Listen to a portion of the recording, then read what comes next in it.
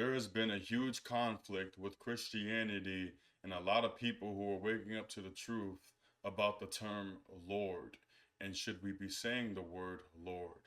Now, we are going to do a reaction video on who Baal is, why the word Lord is becoming a debatable topic, and what it has to do with the Bible.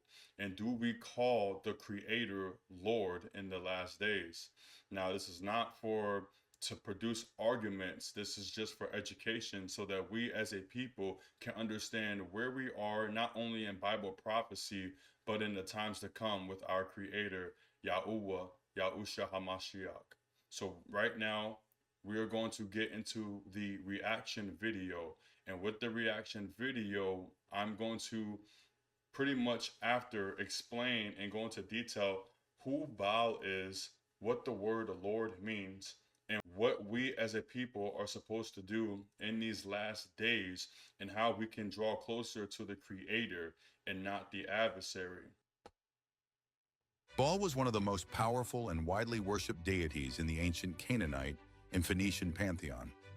Revered as a storm god, a bringer of fertility, and a protector of kingdoms, Baal's influence stretched across the Levant, from the great cities of Tyre and Sidon to the mighty civilization of Carthage.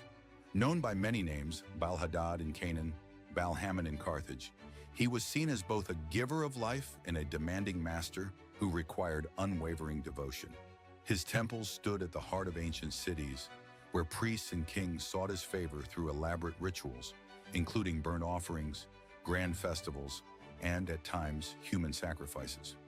The most controversial of these rites was the sacrifice of children, a practice recorded in biblical texts and described by Greek and Roman historians as a desperate plea for divine intervention during times of war, famine, or natural disaster.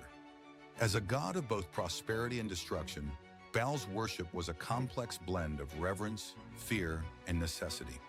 His followers believed that through devotion and sacrifice, they could ensure their survival, secure their dominion, and keep chaos at bay. But in the end, even the greatest civilizations that worshiped Baal, Canaan, Phoenicia, and Carthage, would fall, leaving behind only fragments of their faith and the echoes of their ancient prayers.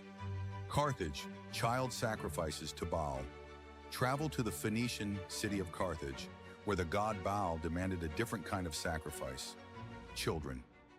In the infamous ritual of Moloch's embrace, infants were placed in the burning hands of a bronze statue, consumed by fire while chants drowned out their cries. For centuries, historians debated whether these tales were propaganda by Rome, but archaeological evidence, urns filled with the charred remains of young children, suggests a grim reality. All right, so my overall understanding of the video is that the main purpose of Baal, okay, is human sacrifice or child sacrifice, okay? And now we can clearly see, even in our times, there's a lot of that going on behind closed doors, especially when we were talking about the free, you know who, the Aluma, you know who, and these types of secret societies that is pretty much having these young ones go missing. So I want to pull up some scripture for you guys, okay? I'm actually going to go to Bible Gateway, and I want y'all to read this. This is all the same verse here, but we're going to just pick one of these, okay? Now, if we look at all these translations, okay, there is a prophecy that the Creator, okay, which people call Lord, right? In the King James or any of these versions of the Bible. I'm going to pull up this verse right here, okay? And we're going to read, it doesn't matter which one we read, it's going to say the same thing, okay? I'm going to pull up this scripture here, okay? And if you read all these versions, basically it's saying, you can read any of these here, okay? It says that Hosea chapter 2, verse 16, and in that day saith the Lord, that you shall call me my husband, and you shall no more call me Bali. Okay, you shall no more call me Bali. Okay, you will call him Iyshiy, not Bali. Now, why did the Most High say this? Because the Most High knows that a lot of people who are trying to get close to him call him Lord, right? They will say Christ is Lord, okay, or Jesus is Lord, right? But the whole deep meaning of this is the identification of the creator by seeking his face.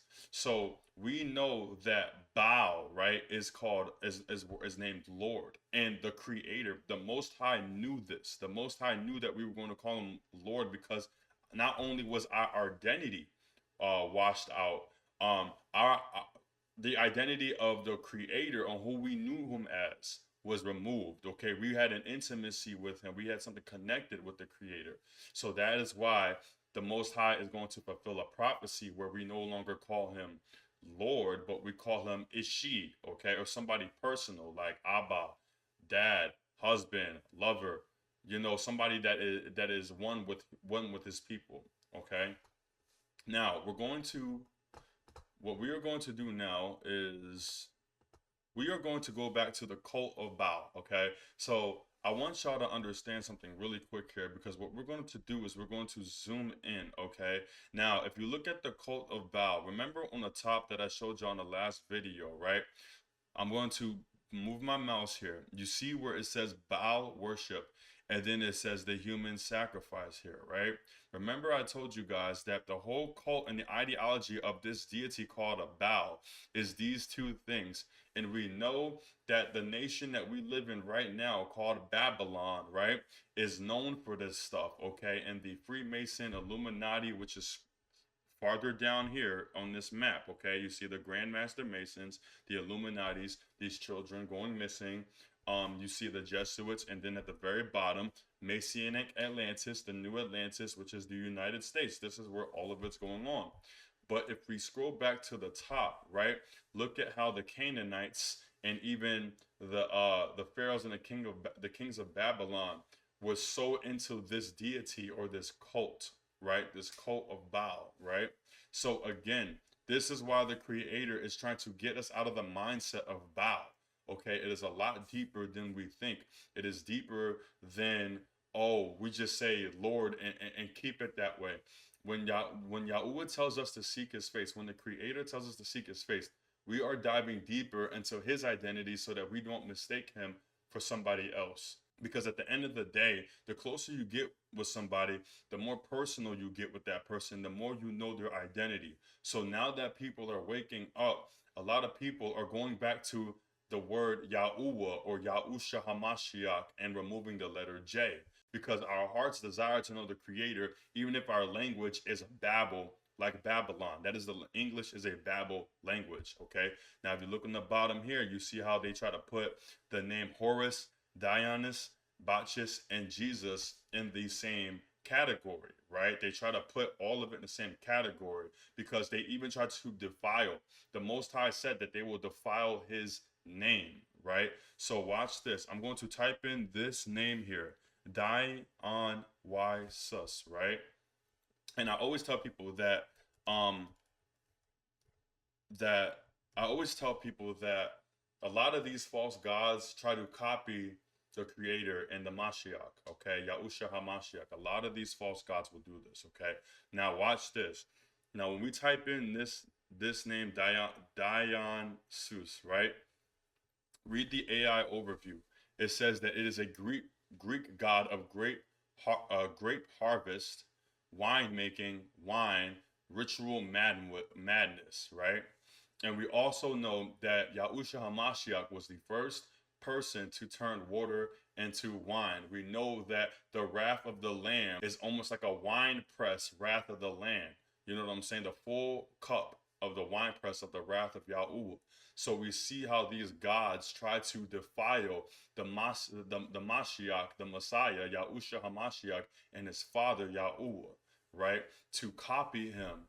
And that is what a lot of these false deities do. This is what a lot of evil gods do. This is what a lot of secret societies do.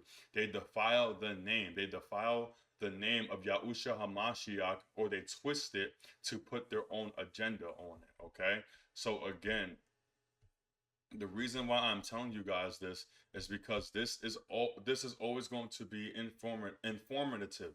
This is always going to help you guys understand not only where you're at in biblical prophecy, but also in biblical understanding. So what we're going to do now, I want to pull up one more verse for you guys, okay? Okay, now let's look at the NIV version. Okay, it says, "How you have fallen from heaven, morning star, son of the dawn.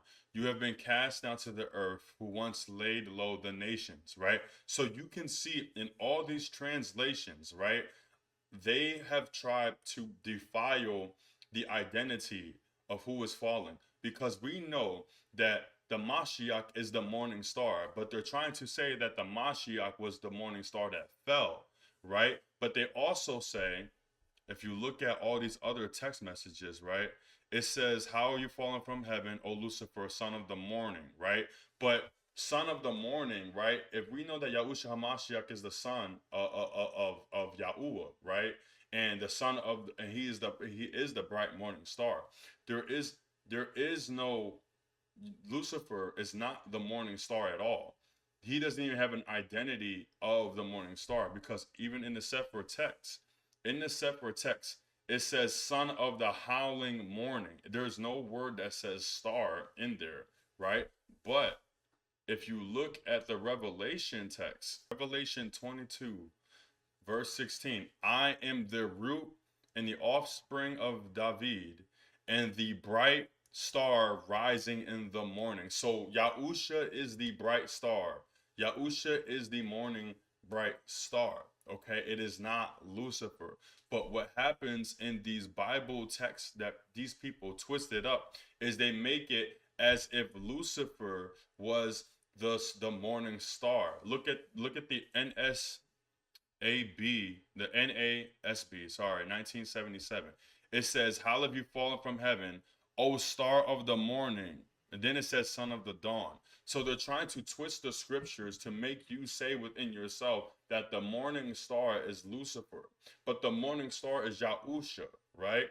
Lucifer wanted to be the morning star. Lucifer wanted to copy the Mashiach and copy the creator. He wanted to be the representation, right? So this is why we have to not only read our Bibles, but understand the Bibles and understand what Yahusha is telling us, so that when they try to twist the scripture, we can get back to the original understanding of the scriptures by the text that it's telling us and by the spirit that is leading us. The Most High will put all things to our remembrance, okay? And he wants us, when we read the Bible, he has to teach us, so that whenever they twist the Bible, we can get the Ruach HaKodesh, the Spirit, to reteach us what it's saying and what part they missed and what part that they twisted and left out.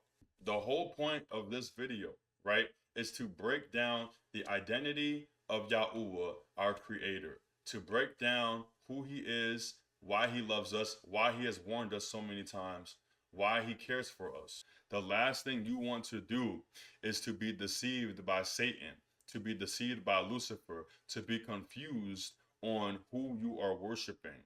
So at the midst of all of this, you need to know why people are no longer saying Lord, but they are calling the creator Abba, or my lover, right? Whether it's the husband or whatever it is, it's because the Most High wants a personal inner relationship with you, right? And I'm not saying husband as husband and wife and all that. It just means that he is somebody that loves you dearly, like a bridegroom that loves his wife, right? It's a metaphor, but it's also because the Most High has decided to be one with his people, just like a husband and a wife are one with each other. So I hope this blesses you guys in the video. I hope that you guys get some more knowledge of this. We're going to do a lot more videos like this to bring our people back to the truth. I love y'all. Shalom.